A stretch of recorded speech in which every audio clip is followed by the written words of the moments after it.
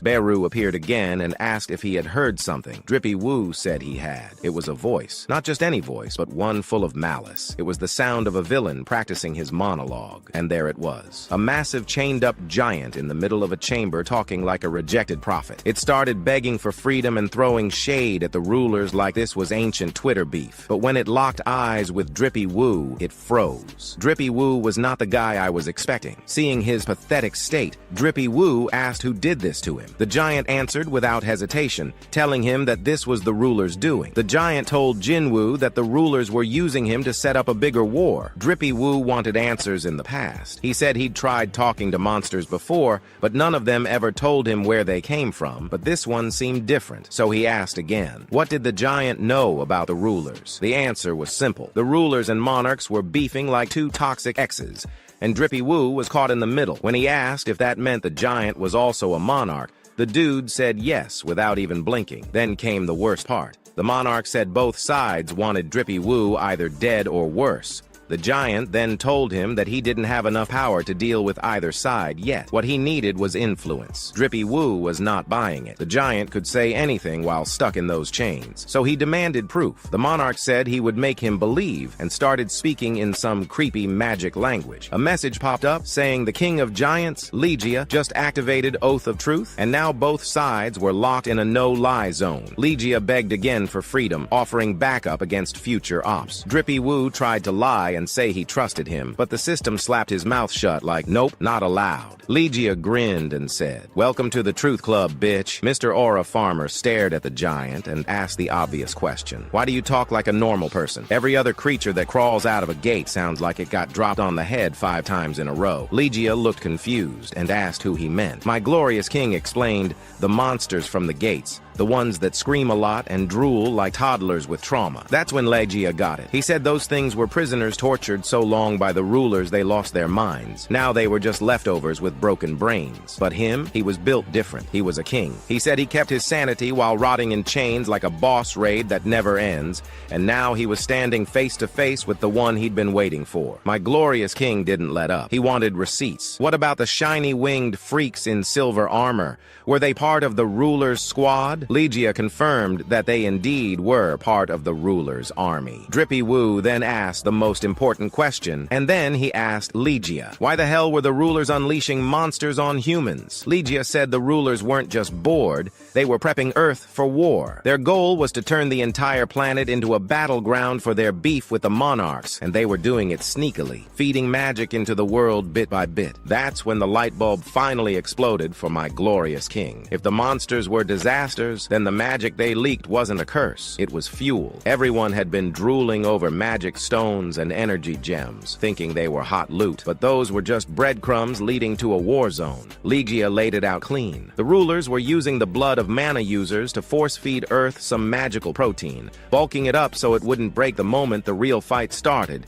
And the fight was coming fast. Legia called it a rematch. Rulers versus monarchs. Round 2, Earth Edition. My glorious king wasn't impressed. For him, this was just another day of being a walking war crime. But then came the plot twist. Legia said once either side figures out that contact's been made, both the rulers and monarchs are going to lose their damn minds and come crawling. Legia was practically waving a red flag. My glorious king asked why he kept acting like the whole galaxy had beef with him. Legia looked him dead in the eye and dropped the real bomb. The power inside him wasn't even his. Someone gave it up. That someone betrayed the rulers, and now my glorious king was marked for death by both sides. Still, Legia said he'd fight with him.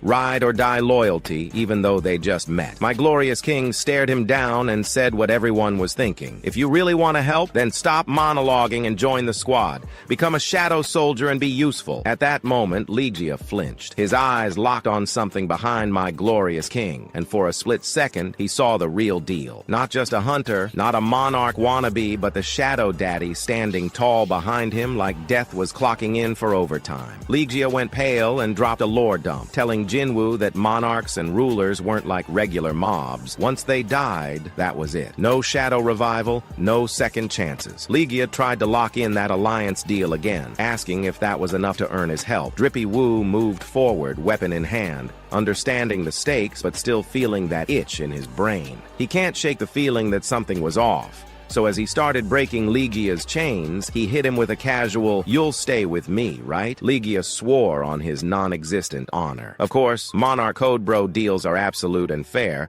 but my glorious king wasn't stupid. He asked the real question. "Are you on humanity's side?" Ligia went full mute like a guilty NPC stuck in a cutscene. My glorious king wasn't having it. He asked again, and then it clicked. The oath of truth was active so that silence wasn't hesitation. It was a system gag. And then he spotted it. A damn crystal stuck in Ligia's neck. Still feeding him orders from the rulers, Ligia lunged, ready to bite the hand that freed him. But Drippy Woo sidestepped and ended that trust pact on the spot. Deals off. He stabbed him through the chest with one clean shot. No hesitation, just war-born instincts. Ligia was down but not dead. He called my glorious king the real calamity, which is honestly fair. He tried to land a last, desperate attack, but got folded again harder than an origami boss monster. With his final HP bar flashing, Ligia warned Drippy Woo that the war wasn't going to slow down. More blood, more chaos, and may karma burn everything you love to ash. My glorious king silenced him with a final blow. Cold and clean, telling him that it won't go as you hope. A system pinged in, informing Jin-Woo that he had defeated Ligia, one of the 9 original monarchs. XP gain is massive. It may take a sec to process. My glorious king picked up some busted piece of metal and muttered, "Damn! No shadow soldier. Guess I'll take this trash as a souvenir instead." He walked out of that dungeon unfazed,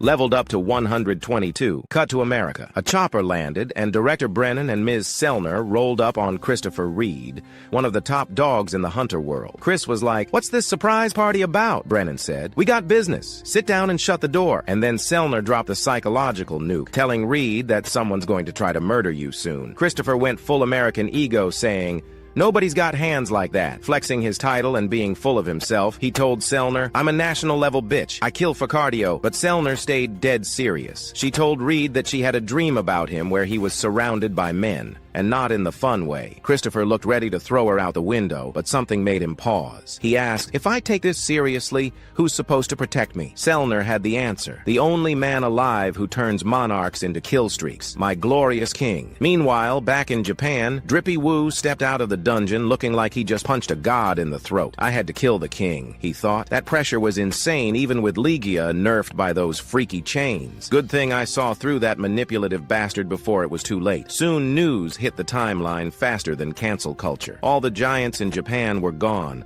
wiped off the map. People started whispering about a new national-level hunter.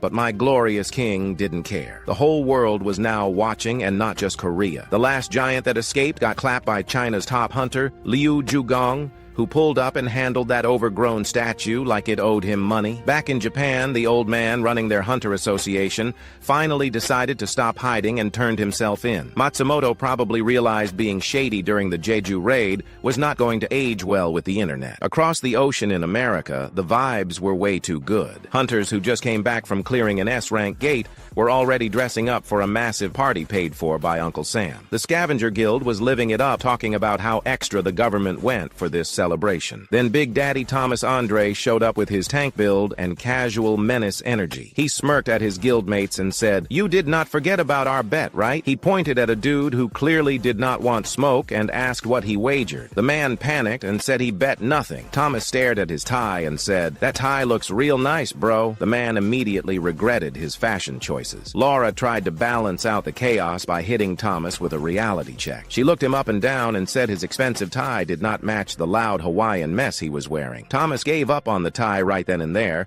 agreeing it was a mistake. Laura got back to business and told him which guilds were attending the international conference. Korea's Ajin Guild made the list. Thomas raised a brow, and Laura confirmed it was the guild made by Hunter Sung Jin-Woo. That got his full attention. My glorious king was heading to the U.S., and Thomas looked like he had just remembered his gym rival was back in town. Meanwhile, in Japan, Mr. Aura Farmer had just wiped out every dungeon break in the city and now stood in front of his new crew of giant shadow soldiers. He looked at them and said it was a shame one escaped, but at least his army got bulkier. The people behind him stared like they just watched a man solo a natural disaster. Jin-Ho, who was there the whole time, was not even shocked anymore. He just smiled like, "Yeah, this is normal now." Then someone came up and told him he had a call, who picked it up and got hit with a plot twist from home. Jin-Woo was on the line saying he had to go back to Korea. He did not know what was going on, but something felt off. Jin-Woo asked if everything was all right, but Jin-Woo did not have answers. Just a nervous gut feeling. He remembered hearing his mom's voice shaking for the first time ever, and that alone told him something serious was going down. The moment he landed back in Korea, one of his dad's assistants was already waiting with a car. The man looked grim and said he would explain everything on the way. When they got to the hospital, Jin-Woo saw his dad lying in a bed, not moving at all. The assistant stopped him from walking in, saying a hunter who could not control their power might make things worse. He gave Jin-Woo a notebook, explaining that it was something his father had been working on before he collapsed. He said he kept it in case the old man woke up asking for it, but now it felt like Jin-Woo needed it more. Jin-Woo opened the notebook, and his eyes started to tear up fast. The file was packed with articles about him and my glorious king. It looked like his dad had been hoarding every single news piece. Jin-Woo smiled through the sadness, saying his dad still had that weird habit of scrapbooking everything he liked. The assistant chimed in, saying it was not just Jin-Woo's articles. There were clippings from his school events, competitions, concerts, and everything. Even the recent business stuff. The man said it was not that his dad did not love him. The guy just had love the size of a mountain and expectations to match. The assistant told him they would head to the residence. Jin-Woo nodded, but as they walked off, he paused for a second,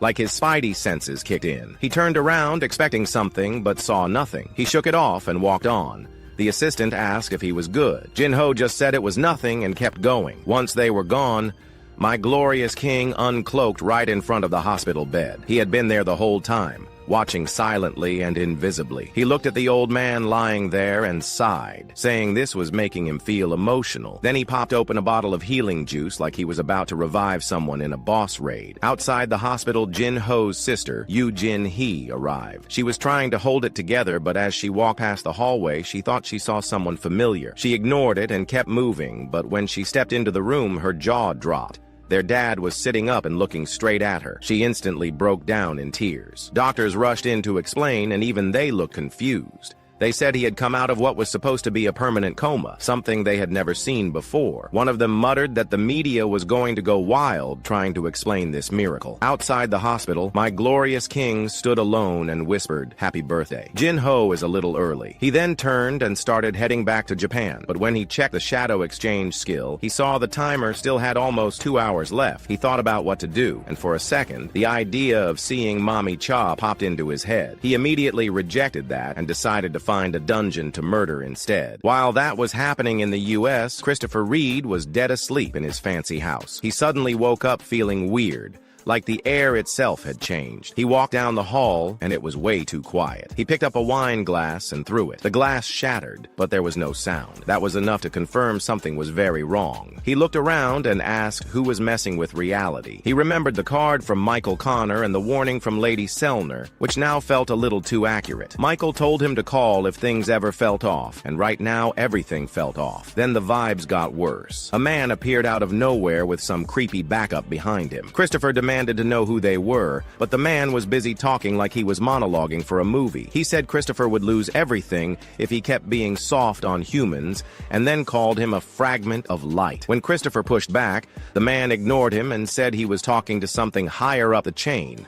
The one that was connected to Christopher. That was it. The man had pissed him off. Christopher activated his power and transformed while promising at least one of them was going to die right here, right now. The enemies were shocked. They saw his spiritualization and could not believe a human pulled it off. The fight started fast, and it was brutal. Back in Japan, Mr. Aura Farmer was riding to the airport like a celebrity but without the sunglasses. Crowds had pulled up to send him off. Thousands of people filled the streets just to catch one last look at the hunter who saved their country from total disaster. He looked out the window and noticed the size of the crowd. Even though no one counted it exactly, everyone agreed there were over 100,000 fans out there. Later on the plane, Mr. Aura Farmer was seated quietly, trying to enjoy the silence. Then he noticed something strange. The guy sitting next to him was Agent Adam White. My glorious king stared at him and asked if this was supposed to be a coincidence. Adam White kept his cool and said it'd be nice if my glorious king believed in coincidences. But even he knew that was a stretch. He smiled and added they had only met once. But the fact that my glorious king still remembered him was an honor, Baru whispered into Jin-Woo's mind, knowing full well that this dumbass is going to mess up once again. He told Jin-Woo that the guy's name is Adam. My glorious king rolled his eyes and asked,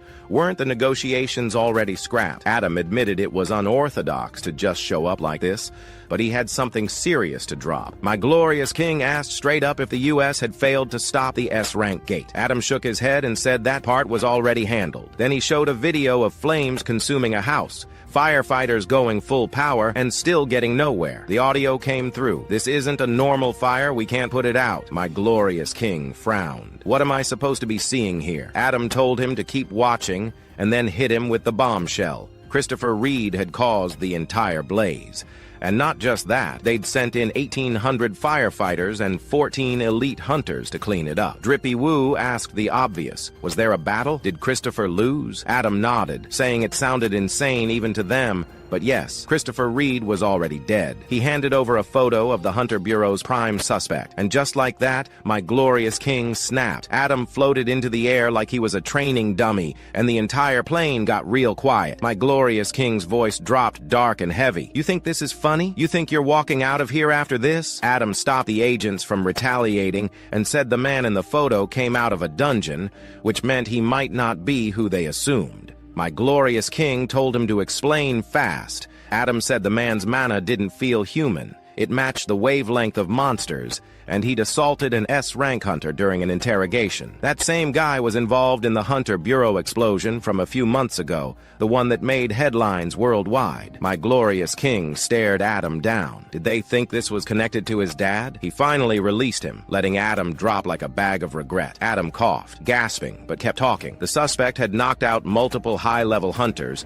and disappeared completely, not a single trace left behind. The Hunter Bureau tried tracking him secretly, but it was like chasing smoke. Adam looked exhausted as he said the man checked every box for being a high-level threat. My glorious king finally asked why he was being shown this now. Adam told him about the upcoming International Guild Conference, where top guilds from across the globe would gather. The U.S. planned to distribute wanted posters of the suspect and make the case public. They had called this meeting so my glorious king would not get blindsided by seeing his father's face flash across a giant screen mid-event. It hit him hard. 10 years missing, and now suddenly his father might be back, not as a man, but as a damn monster. It made his stomach churn. One of the nearby hunters checked in on Adam, who was still trying to remember how breathing worked. He said he was fine, but his eyes were locked on my glorious king. That level of telekinesis was not just impressive, it was terrifying. Most hunters could barely lift more than furniture. Adam realized it right then. My glorious king was officially national level, the sixth one to exist. Whether the Hunter Bureau liked it or not, this man was now on the board, and Adam knew he had to report that fact before the day was over. The episode ends here. Thank you so much for watching, I really appreciate it.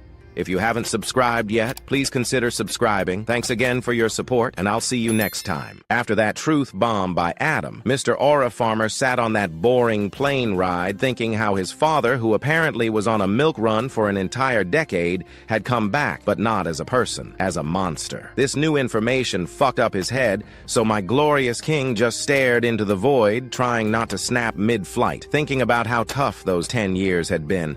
Fast forward to a few days later, the list of guilds for the International Guild Conference dropped, and of course, Ajin Guild made the cut. The Quran Hunters Association held the press conference to announce that as well. Over in Mike Holding Land, reporters ambushed Choi Jong-in, asking him how he feels about that decision, since before his guild was supposed to represent Korea in the International Guild Congress, like it used to for the past couple of years. Choi just shrugged and said that for the first time, the Americans made a smart move, inventing Jin-Woo instead of him. He told the press that even he believes that Jin-Woo should represent Koreans at the upcoming International Guild Congress because it's obvious that he is the strongest. Both the Jeju Island raid and the Japan massacre were the proof of that. When they asked if he was salty about his own guild getting benched, Choi kept it classy and said he could live without his yearly trip to the land of bad coffee and fake smiles. Choi was walking to his car thinking about snacks when one of his guys popped up with good news. The Hunters Guild had managed to acquire a new A-rank gate over in Susayo-dong. Choi nodded and asked if Ajin tried to grab it first. The guy said nope, telling him that the Ajin Guild had been dead silent for a while, which was weird because Mr. Aura Farmer didn't do quiet. Across town at the Korean Hunters Association, Jin-Chul was giving a full report to Grandpa Gun-hee. He told him that China was sniffing around asking about my glorious king. And since they weren't asking about classified information or his personal information, the Hunter Association can't exactly deny their request. Gun-hee wondered why China was suddenly interested in Drippy Woo, especially since he had already made it clear that he wasn't interested in being scouted by another country. Jin-Chul then added that the request hadn't come from the government, but from the Chinese 7-star hunter Liu Zhigang. This was the same man who body-blocked a giant that swam across an entire ocean. Now he wanted to know about the guy who solo-deleted a horde of giants, like it was a side quest. Grandpa Gun-hee rolled his eyes and told Jin-Chul to shut it down, send them the basic fluff, and keep the real files locked up. Back in the States, Thomas Andre got the memo that my glorious king would be landing the next day. Laura gave the update, and right on cue in walked Huang Dong-su, dragging drama behind him. Thomas wasted no time. He looked this man dead in the soul and said, "Keep your hands off my glorious king, or you're going to regret having hands at all." Huang tried to act tough. Thomas looked at Huang and said he didn't remember giving this man permission to make noise. Laura kept her thoughts to herself, but she was clearly over it. She knew damn well there were only a few people on Earth who could bark at someone like Huang and not get their spines snapped, and Thomas was one of them. Even though Thomas had warned Dong-su, he knew that he would pull something stupid, so Thomas told him again that he was under no circumstance allowed to touch Mr. Aura Farmer. Thomas then told Dong-su to go and relax somewhere and sip fake coconut water at the resort while the real hunters handled business. As Huang walked out with his attitude still intact, Laura leaned in and asked if letting that man loose was smart. Thomas told her that he knew that there is no way Dong-su would give up that easily, so he told her to keep eyes on him until my glorious king leaves the country. Laura asked if Huang would even listen. Thomas said if the guy liked being alive, then yes. Meanwhile, the International Guild Conference was in full swing, and the U.S. was crawling with hunters, reporters, and enough ego to collapse a building. Two guys from Germany's Richter Guild were walking toward the venue, Leonard Neerman and his vice master. Leonard looked around and asked why the press was going feral this year. The vice master, pointing towards Jin-Woo, told him that they were here for him. That's when they saw him, my glorious king, walking in with Jin-Ho and Chief Woo behind him. Listening to all the praise, Leonard thought maybe it would be smart to say hello, but as he got closer, he stopped dead. His brain just froze.